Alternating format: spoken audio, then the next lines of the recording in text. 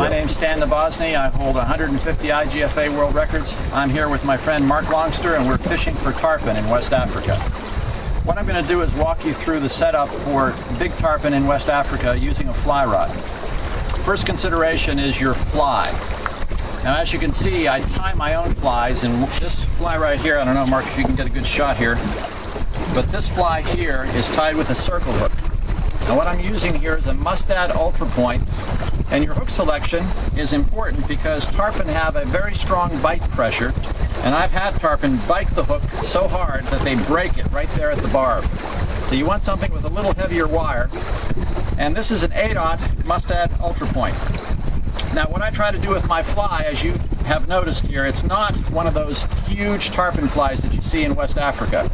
And the reason is, I try to match the size of the bait with the fly. So, this is your typical bait right here. It's called a yaboy.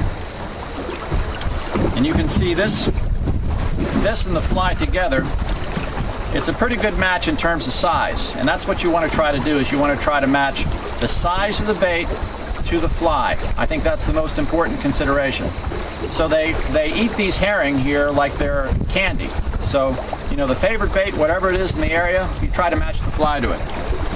Now, this particular fly, the construction of it, it's real simple. I have some mylar underneath to give it some flash. I have some white bucktail material, and I have a lot of flash.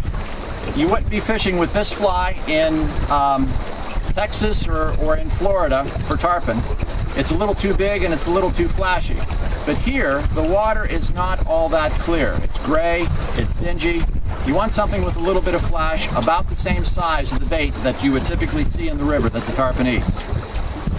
Now, and I use an epoxy head, that way this fly, I can use it on multiple fish. Now, because I fish for records, I'm limited to 12 inches of bite tippet.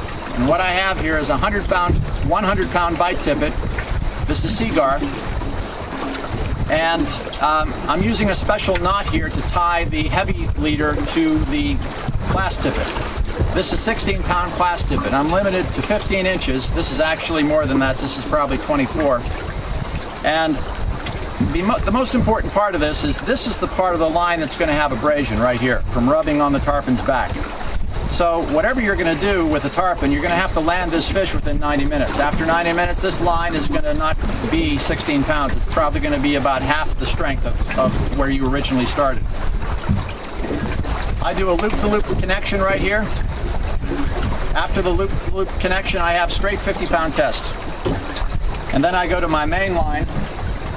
And when I fish in West Africa, what I do is I fish near the bottom, 10 feet off the bottom with my fly, depending upon the depth of water. Here we're fishing in about 40 feet, so I'm going to be down about 35 feet. And this line here is, I'm trying to remember, this is airflow. This is the big game airflow line. And this is 800 grain airflow fly line. So this will sink 12 inches a second. And of course, I have this set up in terms of rod and reel. I have a very, very large reel. This is called a T-Bore Pacific. Now, you might say, why such a big reel? This is sailfish or marlin fishing. One crank is 12 inches. Now, I prefer to do that because I can control the line better with a big reel. So this is how I fish for tarpon. Even when I'm fishing in Florida, I use a big reel.